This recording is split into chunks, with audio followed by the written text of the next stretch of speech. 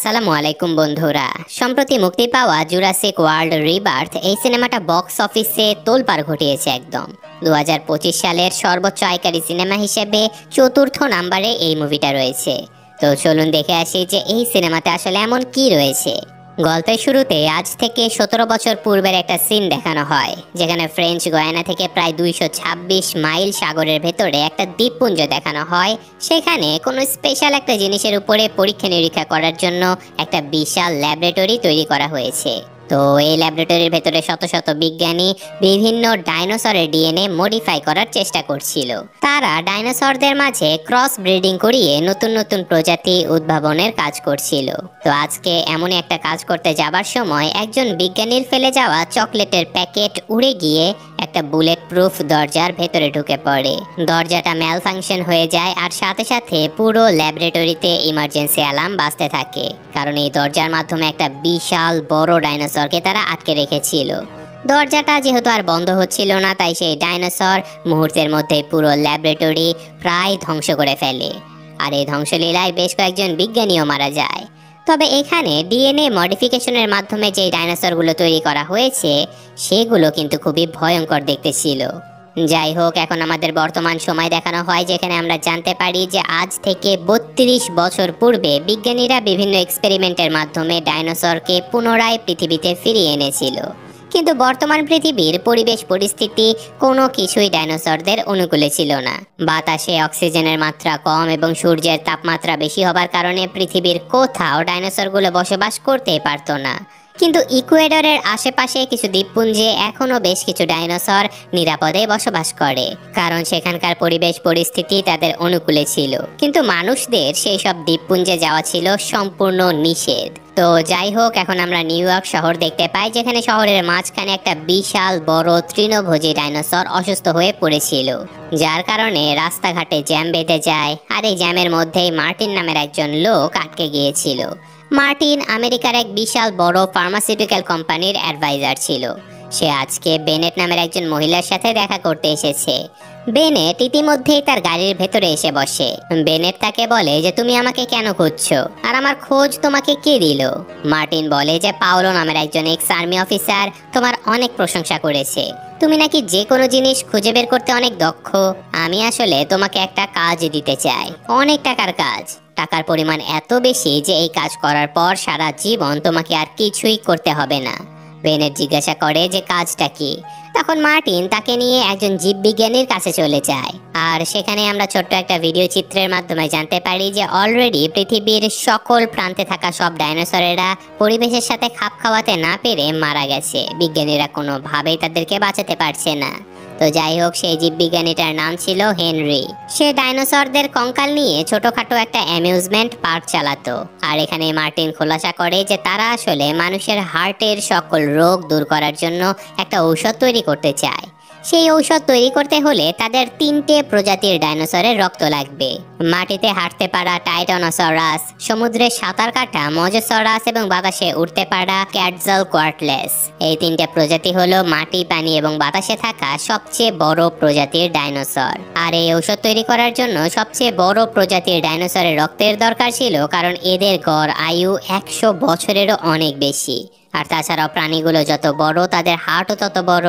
তাই এখন তাদের কাজ হলো সেই জীবন্ত ডাইনোসরের শরীর থেকে রক্ত সংগ্রহ করা, কারণ ডাইনোসরগুলো মারা যাবার সাথে সাথে তাদের রক্ত থেকে অক্সিজেন আলাদা হয়ে যায় আর রক্ত জমাট বেঁধে যায়, তাই রক্ত কোনো কাজে লাগে না। তো এই কাজটা করার জন্য মার্টিন তাদেরকে $10 মিলিয়ন দেবার প্রস্তাব দেয়। এত টাকার কথা শুনে বেনেট সাথে সাথে রাজি হয়ে যায়।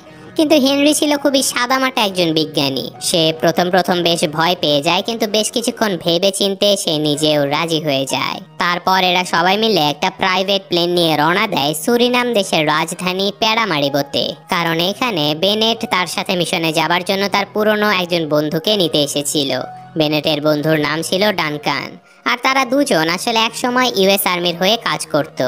তো যাই হোক, এখানে আসার পরে হঠাৎ করে ডানকান বলে যে আমি এই মিশনে যেতে পারবো না, আমার কিছু পার্সোনাল কাজ পড়ে গেছে।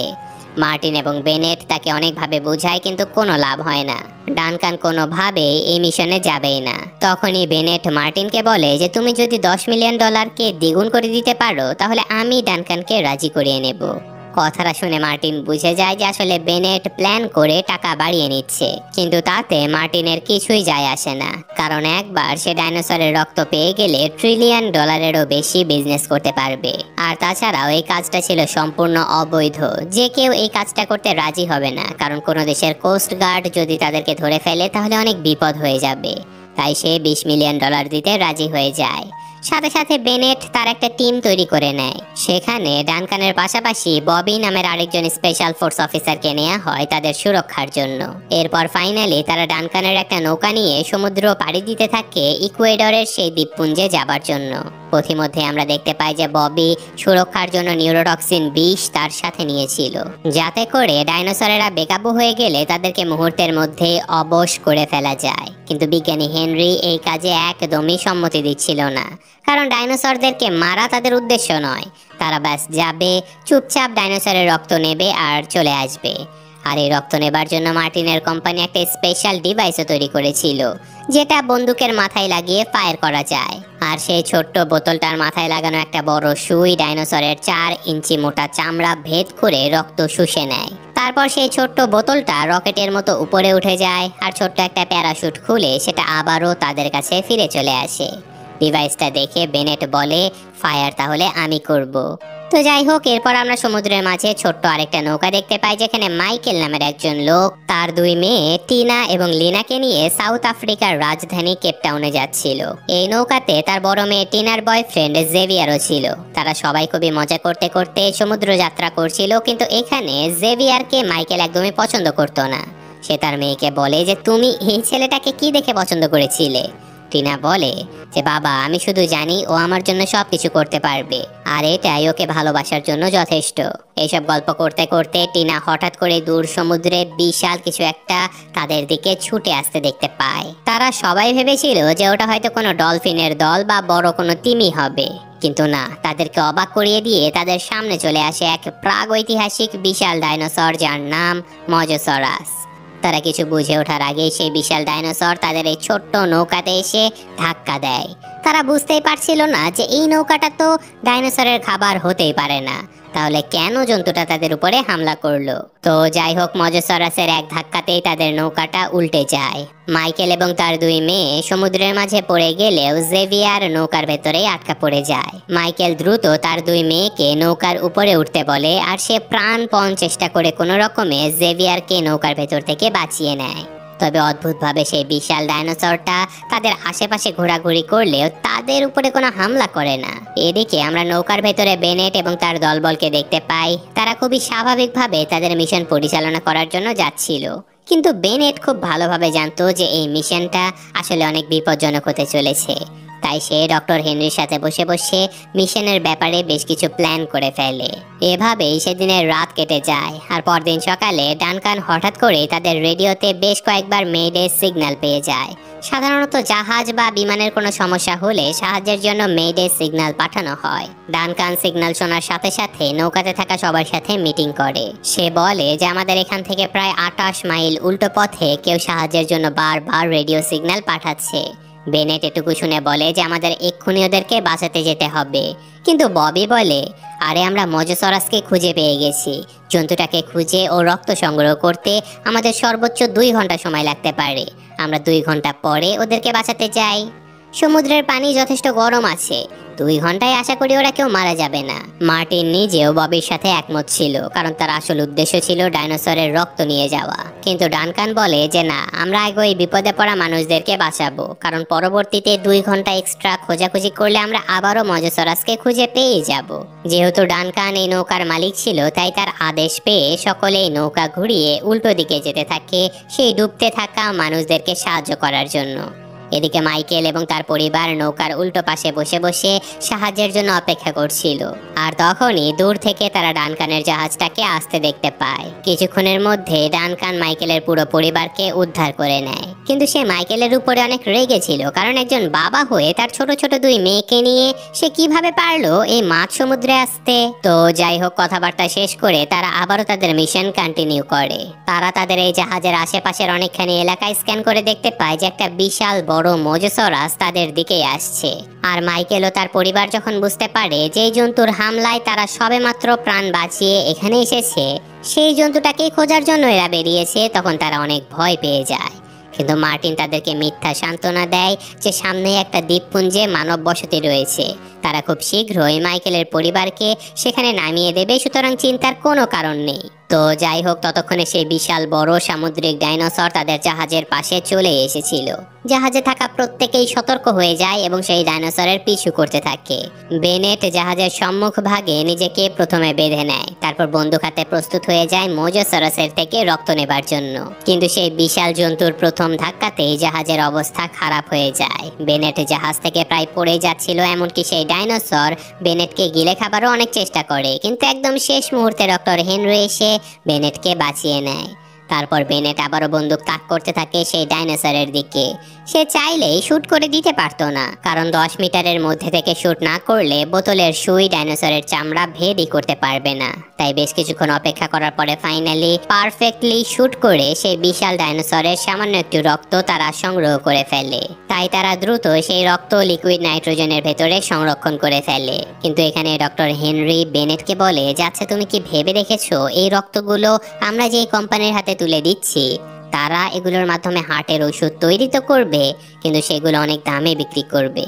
এটা কি ঠিক? এর চেয়ে ভালো আমরা এই রক্ত ওপেন সোর্স করে দেই, এতে করে কোনো সিঙ্গেল কোম্পানির কাছে ওই মহামূল্যবান ঔষধের পেটেন্ট থাকবে না, আর পৃথিবীর সবাই এই ডাইনোসরের মহামূল্যবান রক্তের বেনিফিট পাবে। কিন্তু বেনেট জানতো যে এই কাজ করলে তার কোনো লাভ হবে না, তাই সে রাজি হয় না। তো যাই হোক, এইসব গল্প স্বল্প শেষ হবার আগে তারা খেয়াল করে যে স্পাইনোসরাস নামের এক ধরনের ডাইনোসর যারা মাটি এবং পানি দুই জায়গাতেই বসবাস করতে পারে, সেগুলো তাদের এই জাহাজটাকে ঘিরে ফেলেছে। এটা দেখে হেনরি প্রচন্ড ভয় পেয়ে যায়, কারণ সে জানতো যে স্পাইনোসরাসগুলো মোজোসরাস নামের সেই বিশাল ডাইনোসরকে শিকার করতে সাহায্য করে। তো এইসব কিছু দেখে ববি প্রচন্ড রেগে যায়। সে তার বন্দুক হাতে নিয়ে স্পাইনোসরাসগুলোকে টার্গেট করে একের পর এক গুলি ছুটতে থাকে। উপর থেকে ডানকান বারবার ববিকে সাবধান থাকতে বলছিল, কিন্তু রাগের মাথায় ববি নিজের নিরাপত্তার কথা ভুলেই গিয়েছিল। তাই হঠাৎ করে একটা স্পাইনোসরাস কামড় দিয়ে ববিকে সমুদ্রে টেনে নিয়ে চলে যায়। চোখের সামনে ডানকান তার একজন সঙ্গীকে হারিয়ে ফেলে, আর তারপরেই বিশাল সেই মোজোসরাস আবারও তাদের জাহাজে হামলা করে দেয়। এই হামলাতে লিনা প্রায় সমুদ্রে পড়ে যাচ্ছিল, কিন্তু তার বাবা এ যাত্রায় তাকে আবারও বাঁচিয়ে নেয়। এইসব কিছু দেখে ডানকান বুঝতে পারে যে এই বিশাল ডাইনোসরের হাত থেকে বাঁচতে হলে তাদেরকে কম গভীরতার পানিতে যেতে হবে, কারণ মোজোসরাস কম পানিতে যেতে পারে না। তো যেই ভাবা সেই কাজ, তারা তাদের জাহাজটা নিয়ে দ্বীপপুঞ্জের কাছাকাছি যেতে থাকে। তো পথিমধ্যে ডাইনোসরের এমন ভয়ঙ্কর হামলা দেখে মাইকেল তার মেয়ে টিনাকে সাহায্যের জন্য মেইডে সিগন্যাল পাঠাতে বলে, আর যথারীতি টিনা রেডিওতে মেইডে বলে চিৎকার করছিল। কিন্তু তখনই দ্রুত সেখানে মার্টিন ছুটে আসে, কারণ সরকারি কোনো কোস্ট গার্ড যদি তাদেরকে বাঁচাতে আসে তাহলে তাদের এই সম্পূর্ণ মিশন ফেল হয়ে যাবে। সে টিনাকে থামানোর জন্য তাকে ধাক্কা দিয়ে দেয়, আর টিনা এক ধাক্কাতেই সমুদ্রে পড়ে যাচ্ছিল। সে চিৎকার করে মার্টিনের কাছে সাহায্য চায়, কিন্তু মার্টিন তাকে সাহায্য করে না। মেয়েটা সমুদ্রের মাঝে পড়ে যায়, আর সাথে সাথে তার বয়ফ্রেন্ড যখন এটা দেখতে পায় তখন সে কোনো চিন্তা না করে লাফিয়ে পড়ে টিনাকে বাঁচানোর জন্য। এছাড়াও জাহাজটা ধীরে ধীরে প্রবাল পাথরের দিকে এগিয়ে যাচ্ছিল, তাই বাঁচার জন্য মাইকেল তার ছোট মেয়েকে নিয়ে সমুদ্রে লাফিয়ে পড়ে। এদিকে সেই বিশাল ডাইনোসর আবারও জাহাজটাকে ধ্বংস করে দিতে চলে আসে, কিন্তু মার্টিনের অভিজ্ঞতার কারণে তারা সমুদ্রের তীরবর্তী এলাকাতে পৌঁছে যায়, যার ফলে মোজোসরাস তো তাদের পিছু ছেড়ে দেয়, কিন্তু তাদের নৌকাটা দুর্ঘটনাগ্রস্ত হয়ে নষ্ট হয়ে যায়। তবুও তারা প্রাণ বাঁচাতে পেরে অনেক খুশি ছিল। আর এদিকে সমুদ্রে লাফিয়ে পড়া মাইকেল ও তার পরিবার আবারও সমুদ্রের অন্য এক পাশে গিয়ে একত্রিত হয়। এছাড়াও ডানকানের জাহাজে থাকা গুরুত্বপূর্ণ বেশ কিছু জিনিস যখন ম্যারি নামের একজন মেয়ে নামিয়ে আনছিল, তখনই তার অজান্তেই পেছন থেকে এক বিশাল স্পাইনোসরাস এসে তার উপরে হামলা করে দেয়। বেচারা ম্যারি ডানকানের চোখের সামনেই মারা যায়। তারা মিশন ঠিকমতো শুরু করার আগেই তাদের দুজন সহকর্মীকে হারিয়ে ফেলে। এদিকে মাইকেল তার পরিবার নিয়ে সমুদ্র থেকে পাহাড় বেয়ে উপরে উঠে আসে, আর এখানে একটা গুহার মাঝে এসে তারা এই পুরো দ্বীপপুঞ্জের অসাধারণ সৌন্দর্য দেখে অবাক হয়ে যায়। এছাড়াও ডানকান নিজের দুই সহকর্মীকে হারিয়ে প্রচন্ড হতাশ হয়ে গিয়েছিল, কিন্তু বেনেট তাকে বোঝায় যে দেখো, আমরা রীতিমতো একটা যুদ্ধে এসেছি, সুতরাং এখানে আমাদের মন খারাপ করে থাকার কোনো সুযোগ নেই। আমরা একটা ডাইনোসরের রক্ত নিয়ে ফেলেছি, তাই চলো দ্রুত জঙ্গলের ভেতরে যাই আর বাকি দুটো ডাইনোসরের রক্ত নিয়ে এই মিশন শেষ করে ফেলি। তাই তারা আর সময় নষ্ট না করে জঙ্গলের ভেতরে যাবার জন্য বেরিয়ে পড়ে। কিন্তু তারা বুঝতেই পারছিল না যে এখান থেকে তারা বের হবে কিভাবে। তখন বেনেট তাদেরকে বুঝিয়ে বলে যে চিন্তা করো না, আমি আমাদের মিশনের ব্যাকআপ হিসেবে একটা রেস্কিউ টিমকেও রেখেছি। ওরা আমাদের নৌকার রেডিও সিগন্যাল সব সময় মনিটর করছে। যদি আমাদের নৌকার রেডিও সিগন্যাল 24 ঘন্টায় কোনো নড়াচড়া না করে, তাহলে সেই জায়গাতে ওরা হেলিকপ্টার নিয়ে আমাদেরকে বাঁচাতে চলে আসবে। সুতরাং আমাদের আগামী 24 ঘন্টার মধ্যে বাকি দুটো ডাইনোসরের রক্ত নিতে হবে আর উঁচু একটা জায়গাতে গিয়ে সাহায্যের অপেক্ষা করতে হবে। এরপর আমরা মাইকেলের পরিবারকে দেখতে পাই, যেখানে টিনা মার্টিনের উপরে প্রচণ্ড রেগেছিল, কারণ সে তাকে সমুদ্রে পড়তে দেখেও বাঁচাতে আসেনি। অপরদিকে বেনেট তার পুরো দলবল নিয়ে একটা ছোট্ট খাল পার হচ্ছিল। বেনেট সাবধানতার জন্য সবাইকে দেখে শুনে এগোতে বলে, কিন্তু মার্টিন বলে যে চিন্তা করো না, আমি এখানে মরবো না। কথাটা শুনে হেনরি বলে যে এটা তোমার অনেক বড় একটা ভুল ধারণা যে বুদ্ধিমান প্রজাতি বেশি দিন টিকে থাকে। কারণ ডাইনোসরকে দেখো, ওদের কিন্তু বুদ্ধি নেই, কিন্তু ওরা 16 কোটি বছর পৃথিবীতে রাজত্ব করেছে। আর আমরা মানুষেরা সবে মাত্র 2.5 লক্ষ বছর হলো এই দুনিয়াতে আছি। আর আমরা যেভাবে অস্ত্র তৈরি করে রেখেছি, তাতে মনে হয় না 10 লক্ষ বছরের বেশি মানবজাতি এই দুনিয়াতে টিকতে পারবে। এরপর আবারও আমরা মাইকেলের পরিবারকে দেখতে পাই, যারা মার্টিনের সেই মিথ্যে সান্ত্বনাকে সত্য ভেবে নিয়েছিল। তারা ভেবেই নিয়েছিল যে এই দ্বীপপুঞ্জে হয়তো কোনো গ্রাম রয়েছে, আর সেটা খুঁজতেই তারা এগিয়ে যাচ্ছিল। তবে পথিমধ্যেই লিনা ছোট্ট একটা ডাইনোসরকে দেখতে পায়, আর সে তাকে সামান্য একটু চকলেট খেতেও দেয়। আর অপরদিকে বেনেটের টিম পথ চলতে চলতে অনেকটাই এগিয়ে গিয়েছিল। তবে হঠাৎ করেই মার্টিন খেয়াল করে যে এখানে গাছের সাথে একটা বিশাল হেলিকপ্টারের ধ্বংসাবশেষ ঝুলে আছে, আর সেই হেলিকপ্টারের ভেতরে পাইলটের কঙ্কাল তখনও স্পষ্ট দেখা যাচ্ছিল। তাছাড়াও আমরা মাইকেলকে দেখতে পাই যে কিনা রাতের বেলা তার মেয়ের বয়ফ্রেন্ডকে অনেক ধন্যবাদ জানায়, কারণ এই ছেলেটার সাহসিকতার জন্যই তার মেয়ে আজকে বেঁচে আছে। সে বুঝতে পারে যে তার মেয়ে আসলে একটা ভালো ছেলেকেই পছন্দ করেছে। আর মাইকেলের ছোট মেয়ে লিনা আবারও সেই ছোট্ট কিউট ডাইনোসরটাকে তার সামনে দেখতে পায়। সে এবার বিড়ালের মতো আদর করে ডাইনোসরটাকে তার কাছে ডেকে নেয় আর তাকে কিছুটা খাবারও খাওয়ায়। সাথে সাথে সেই ডাইনোসরটা একটা বিড়ালের মতোই তার পাশে ঘুমিয়ে পড়ে। এরপর সকালবেলাতে আমরা বেনেট এবং তার দলবলকে দেখতে পাই, যারা এক বিশাল ঘাসের জঙ্গলের ভেতরে চলে এসেছিল। তারা খুবই সাবধানে এগোচ্ছিল, কারণ এই জঙ্গলের ভেতরে রাক্ষসে যে কোনো ডাইনোসর লুকিয়ে থাকতে পারে। কিন্তু কিছুক্ষণের মধ্যেই তাদের সামনে ক্রস ব্রিডিং এর মাধ্যমে তৈরি হওয়া বিশাল লেজ সম্বলিত টাইটানোসরাস ডাইনোসরকে তারা দেখতে পায়। তৃণভোজী এই বিশাল ডাইনোসর তাদের কোনো ক্ষতি করতো না, তাই ডক্টর হেনরি এদেরকে এত কাছ থেকে দেখতে পেয়ে প্রচন্ড খুশি হয়ে গিয়েছিল। সে বেশ খানিকটা পথ এগিয়ে গিয়ে এই বিশাল ডাইনোসরটাকে একটু স্পর্শ করে, আর এই অনুভূতি ছিল তার জীবনের সেরা একটা অনুভূতি। তাছাড়াও ডাইনোসর দুটো নিজেদের মধ্যে যখন রোমান্স করতে ব্যস্ত ছিল, তখনই বেনেট সেই বন্দুকের মাধ্যমে খুব সহজেই টাইটানোসরাসের রক্ত সংগ্রহ করে ফেলে। তারা খুবই খুশি ছিল, কারণ আর মাত্র একটা কাজ করলে তাদের মিশন শেষ। এদিকে মাইকেল তার পুরো পরিবার নিয়ে যখন এগিয়ে যাচ্ছিল, তখনই তাদের পিছু পিছু সেই ছোট্ট কিউট ডাইনোসরটা চলে আসে। কিউট এই ডাইনোসরটা লিনার পোষা হয়ে গিয়েছিল, তাই সেই ডাইনোসরটাকে তার ব্যাগে তুলে নেয়। আর তখনই পা পিছলে তারা সবাই একটা উঁচু পাহাড় থেকে নিচে পড়ে যায়। তবে সৌভাগ্যবশত তাদের কারো তেমন কোনো ক্ষতি হয় না।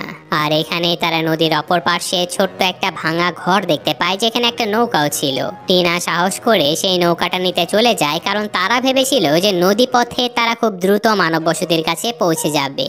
কিন্তু তারা তো জানতো না যে মার্টিন তাদেরকে মিথ্যে কথা বলেছে। তো যাই হোক, টিনা খুবই সাবধানে নদী পেরিয়ে সেই ভাঙা ঘরটার কাছে পৌঁছেও যায়। কিন্তু তখনই সে দেখতে পায় যে তার পাশে জঙ্গলের ভেতরে একটা বিশাল টি-রেক্স ডাইনোসর ঘুমিয়ে আছে। তার বাবা আর তার বয়ফ্রেন্ড সেখান থেকে তাকে চলে আসতে বললেও টিনা সাহস করে সেই ভাঙা ঘরের ভেতরে পৌঁছে যায়। কিন্তু সে দেখতে পায় যে এখানে থাকা নৌকাটা অনেক আগেই ভেঙে গেছে। তবে সৌভাগ্যবশত এখানে ইমার্জেন্সি একটা ভেলা ছিল, তাই সে খুবই সাবধানে সেই ভেলার ব্যাগটা টেনে নিয়ে আসতে থাকে। কিন্তু হঠাৎ করে ভেলাটা খুলে যাবার শব্দে সেই বিশাল টি-রেক্স জেগে ওঠে। তাই তারা দ্রুত সেই ভেলাতে চড়ে নিজেদের প্রাণ বাঁচানোর অনেক চেষ্টা করে, কিন্তু রাক্ষসে এই ডাইনোসর এত সহজে তাদের পিছু ছাড়ছিল না। ডাইনোসরটা তাদের পেছনে ধাওয়া করতে করতে এক পর্যায়ে তাদের নৌকাটা উল্টে ফেলে। তারা প্রাণ বাঁচানোর জন্য কোনো রকম একটা বিশাল পাথরের পেছনে আশ্রয় নেয়, কিন্তু দুর্ভাগ্যবশত বাচ্চা লিনা ফেসে যায় সেই ডাইনোসরের একদম সামনে। তবে ডাইনোসরটা যখন ভেলাটাকে মুখে তুলে নিয়েছিল তখনই সুযোগ বুঝে লিনা তার বাবার কাছে চলে আসে, আর এ যাত্রায় তারা সবাই প্রাণে বেঁচে যায়। এদিকে বেনেট তার দলবল নিয়ে একটা বিশাল পাহাড়ের উপরে পৌঁছে গেছে। এই পাহাড়ের মাঝামাঝি একটা জায়গাতে পাখি সদৃশ সেই কোয়াটলেস ডাইনোসর বাসা বেঁধেছে, কিন্তু তারা সরাসরি সেই পাখির কাছ থেকে রক্ত নিতেই পারবে না, কারণ সেটার সাইজ প্রায় একটা F-16 বিমানের সমান। এছাড়াও এরা এত দ্রুত গতিতে উঠতে পারে যে তাদের উপরে নিশানা লাগানো প্রায় অসম্ভব। তাই বেনেট এবং ডক্টর হেনরির পাশাপাশি ডেভিড নামের একজন লোক তাদেরকে সাহায্য করতে পাহাড় থেকে নিচে নেমে যায়। পাহাড়ের উপরে মার্টিন এবং ডানকান তাদের সুরক্ষা দেবার জন্য দড়ি ধরেছিল। তো এখানে বেশ কিছুক্ষণ নিচের দিকে নামতেই ফাইনালি বেনেট এবং হেনরি দুজনেই ওই পাখির গুহার ভেতরে চলে যায়। তারা এই জায়গাটা দেখে অবাক হয়ে যায়, কারণ এটাকে কোনো একটা প্রাচীন মন্দিরের মতো মনে হচ্ছিল। তো যাই হোক, তারা এখানে এসেছে মূলত ক্যাটজেল ডাইনোসরদের ডিমের ভেতর থেকে রক্ত নেবার জন্য। তারা দ্রুত ডিমের ভেতর থেকে রক্ত টেনে নেয়, কিন্তু বাইরে ডেভিড যখন তাদের উপরে ওঠার জন্য পাহাড়ের গায়ে লোহা গেঁথে দিচ্ছিল তখনই সেখানে সেই বিশাল পাখিটা উড়ে চলে আসে। পাখিটা তার ডিমের আশেপাশে মানুষ দেখে তাদের উপরে এলোপাথারি হামলা করে দেয়। এটা দেখে বাইরে ঝুলতে থাকা ডেভিড তাদেরকে বাঁচাতে পাখিটার উপরে পাথর ছুঁড়ে মারে, আর সাথে সাথে সেই বিশাল পাখি এখন ডেভিডকে খাওয়ার জন্য তার পেছনে ছুটতে থাকে। উপর থেকে ডানকান এবং মার্টিন ডেভিডকে বাঁচানোর জন্য খুবই দ্রুত দড়ি টেনে তাকে উপরে আনার চেষ্টা করে, কিন্তু শেষ মুহূর্তে আমরা দেখতে পাই সেই পাখিটা বেচারা ডেভিডকে জ্যান্ত গিলে খেয়ে ফেলেছে। এদিকে সেই পাখির হামলা থেকে বাঁচতে গিয়ে হেনরি গুহার ভেতর থেকে নিচে পড়ে যায়, আর তার সাথে ওই রক্তের বোতলটাও নিচে পড়ে যায়। কিন্তু শেষ মুহূর্তে রকেটের মতো বোতলটা উপরে যেতে পারলেও দড়ি ছিঁড়ে হেনরি সোজা নিচে পড়ে যায়। বেচারি বেনেট প্রচন্ড কষ্ট পায়, কিন্তু সৌভাগ্যবশত বেশ কয়েকটা গাছের পাতার সাথে আঘাত খেয়ে হেনরি একটা পুকুরের ভেতরে পড়ে যায়, আর সে অক্ষতভাবে এ যাত্রায় প্রাণে বেঁচে যায়। সাথে সাথে উপর থেকে তার দলের বাকি তিনজন নিচে নেমে আসে। তারা ডক্টর হেনরিকে জীবন্ত দেখে অনেক খুশি হয়ে যায়, আর ফাইনালি তাদের এই মিশনটাও শেষ হয়। তবে এই মিশন শেষ হতে হতে তারা মোট 4 জন প্রাণে বেঁচে ছিল, আর 3 জন সহকর্মীকে তারা হারিয়েছিল। এরপর আমরা মাইকেল এবং তার পরিবারকে দেখতে পাই, যারা ছোট্ট ওই ভেলাতে ভাসতে ভাসতে একটা বিশাল পরিত্যক্ত ল্যাবরেটরির সামনে চলে আসে। আর এটাই ছিল সেই ল্যাবরেটরি যেখানে গল্পের শুরুতে ডাইনোসরদের মডিফাই করা হতো। তাছাড়াও ততক্ষণে বেনেট এবং তার দলবল তারাও এই ল্যাবরেটরিতে পৌঁছে যায়। সেখানে বেনেটের সাথে আবারও মাইকেলের পরিবারের দেখা হলে তারা সবাই অনেক খুশি হয়ে যায়, কিন্তু টিনা মার্টিনের উপরে প্রচন্ড রেগেছিল, কারণ সে তাকে সমুদ্রে পড়তে দেখেও তাকে বাঁচাতে আসেনি। তো যাই হোক, এখন যেহেতু মারামারি করার সময় ছিল না, তাই তারা সবাই শান্ত হয়ে যায়। আর মার্টিন সে 3টে ডাইনোসরের রক্ত তার কাছে খুবই যত্ন করে রেখে দেয়। এরপর হঠাৎ করে সৌর বিদ্যুতের মাধ্যমে চলমান এই ল্যাবরেটরির আশেপাশের সকল লাইটসগুলো জ্বলে ওঠে, আর তারা ঠিক মতো সামলে নেবার আগেই সেখানে অদ্ভুত পাখির মতো দেখতে বেশ কয়েকটা ডাইনোসর তাদের উপরে হামলা করে দেয়। আবারও তারা সবাই দলছুট হয়ে এলোপাথারি ভাবে পালিয়ে চলে যায়। আর এখানে মাইকেলের পরিবার যখন একটা সুপার শপের ভেতরে লুকিয়ে পড়েছিল, তখনই সেই ছোট্ট কিউট ডাইনোসরটা আবারও লিনাকে খুঁজে তার কাছে চলে আসে। তবে আরেকটা বড় ডাইনোসর তখনও তাদের পেছনে পড়েছিল, তাই তারা একটা টানেলের ভেতরে গিয়ে নিরাপদে এখান থেকে বের হবার চেষ্টা করে। এদিকে সেই ডাইনোসর বাইরে থাকা বেনেটের উপরে হামলা করে দেয়। সে কোনো রকমে একটা গাড়ির নিচে গিয়ে প্রাণ বাঁচানোর চেষ্টা করে, কিন্তু মার্টিন নিজেকে বাঁচাতে সেই গাড়িতে চড়ে গাড়িটা চালু করে দেয়। বেচারি বেনেট আবারও প্রাণ বাঁচানোর জন্য জঙ্গলের ভেতরে ছুটে আসে, আর সে দেখতে পায় যে আন্ডারগ্রাউন্ড টানেলের ঢাকনা সরিয়ে একটা ডাইনোসর টানেলের ভেতরে ঢুকে পড়েছে। বেনেট তো প্রচন্ড চিন্তায় পড়ে যায়, কারণ ওই টানেলের ভেতরে মাইকেল এবং তার পুরো পরিবারও ছিল। তাছাড়াও ততক্ষণে রেস্কিউ হেলিকপ্টারও চলে এসেছিল তাদেরকে উদ্ধার করার জন্য। বেনেট হেলিকপ্টারকে সিগন্যাল দেবে নাকি সেই বাচ্চাদেরকে বাঁচাবে কিছুই বুঝতে পারছিল না, তাই সে ডক্টর হেনরিকে পাঠায় হেলিকপ্টারের উদ্দেশ্যে সিগন্যাল দেবার জন্য, আর সে নিজে চলে যায় ডাইনোসরদের হাত থেকে বাচ্চাদেরকে বাঁচাতে। কিন্তু কিছুক্ষণের মধ্যে ডক্টর হেনরি দেখতে পায় যে সেই রেস্কিউ হেলিকপ্টারকে বিশাল বড় কুৎসিত এক মডিফাইড ডাইনোসর ধ্বংস করে ফেলেছে। এদিকে বেনেট এবং ডানকান দুজনেই পৌঁছে যায় মাইকেলের পরিবার পরিবারকে বাঁচানোর জন্য। তারা ধীরে ধীরে টানেলের ভেতর থেকে বের হয়ে আসছিল, আর তখনই সেই ডাইনোসর তাদের সামনে চলে আসে। স্বাভাবিকভাবে গুলি করে বেনেট ওই ডাইনোসরটাকে মেরেও ফেলে, কিন্তু ততক্ষণে আবার মার্টিন তার গাড়ি নিয়ে সমুদ্রের তীরের দিকে যাচ্ছিল। তাই ডানকান দ্রুত সবাইকে নিয়ে বেরিয়ে আসতে থাকে, কারণ মার্টিন যদি তাদের আগে নৌকা পেয়ে যায় তাহলে হয়তো সে তাদেরকে ছেড়েই চলে যেতে পারে। কিন্তু এই টানেলের শেষ মাথায় একটা লোহার দরজা ছিল। তারা সবাই ওখানে গিয়ে আটকে যায়। তারা এখান থেকে কিভাবে বের হবে বুঝতেই পারছিল না, তবে বাচ্চা মেয়ে লিনা সবাইকে বাঁচানোর জন্য নিজের জীবনের ঝুঁকি নিয়ে বাইরে চলে যায়। আর সে কোনো রকমে ওই দরজাটা খুলে তো দেয়, কিন্তু ততক্ষণে তার সামনে বিশাল মডিফাই ওই ডাইনোসরটা এসে হাজির হয়ে যায়। এই সুযোগে গাড়ি নিয়ে সেখান থেকে পালানোর চেষ্টা করে মার্টিন, কিন্তু এই বিশাল ডাইনোসর তাকে ধরে এক কামড়ে জ্যান্ত খেয়ে ফেলে। তবে মার্টিনের হাত কেটে সেই সংগ্রহ করা ডাইনোসরের রক্তগুলো নিচে পড়ে যায়। বেনেট দ্রুত সেই রক্তের ব্যাগ উদ্ধার করে নেয়, কিন্তু এখন এই বিশাল ডাইনোসরের হাত থেকে তারা বাঁচবে কিভাবে সেটাই বুঝতে পারছিল না। তখনই ডানকান সামনে এসে নিজের জীবন বলি দেবার সিদ্ধান্ত নেয়। সে আলো জ্বালিয়ে সেই ডাইনোসরটাকে নিজের দিকে টানতে থাকে, আর সে বেনেটকে বলে যে নৌকাতে করে বাকি সবাইকে নিয়ে নিরাপদে এখান থেকে চলে যাও। বেনেট কোনোভাবেই তাকে ছেড়ে যেতে চাচ্ছিল না, কিন্তু ডানকান তাকে বুঝিয়ে বলে যে তুমি যাও, বাচ্চাদেরকে বাঁচাও, আমার কথা ভেবো না। তাই বাধ্য হয়ে বেনেট নৌকাটা নিয়ে সমুদ্রের মাঝে নেমে পড়ে, আর ওদিকে সেই বিশাল ডাইনোসরের হাতে মারা পড়ে ডানকান। কিন্তু কিছুক্ষণ পরে জঙ্গলের ভেতর থেকে একটা ফায়ার গান জ্বলতে দেখে তারা বুঝে যায় যে ডানকান যেভাবেই হোক নিজের প্রাণ বাঁচাতে পেরেছে। তাই তারা নৌকা ঘুরিয়ে ডানকানকে উদ্ধার করতে চলে যায়, আর ফাইনালি তারা ডানকানকে নিয়ে এই ভয়ঙ্কর দ্বীপপুঞ্জ থেকে বেরিয়ে বিশাল সমুদ্রে চলে আসে। এখানে বাচ্চা মেয়ে লিনা তার সাথে ওই কিউট ডাইনোসরটাকে নিয়ে এসেছিল। সবকিছুই ঠিকঠাক চলছিল, আর শেষ মুহূর্তে ডক্টর হেনরি বেনেটকে জিজ্ঞাসা করে যে তাহলে এখন রক্তগুলো আমরা কাকে দেব। বেনেট বলে যে সবাইকে দেব, কারণ উন্নত চিকিৎসা সকলের অধিকার। এই কথার মাধ্যমে আজকের এই গল্পটা এখানে শেষ হয়ে যায়। তো কেমন লাগলো কমেন্টে জানাবেন। আমি আজকের মতো বিদায় নিচ্ছি, আল্লাহ হাফেজ।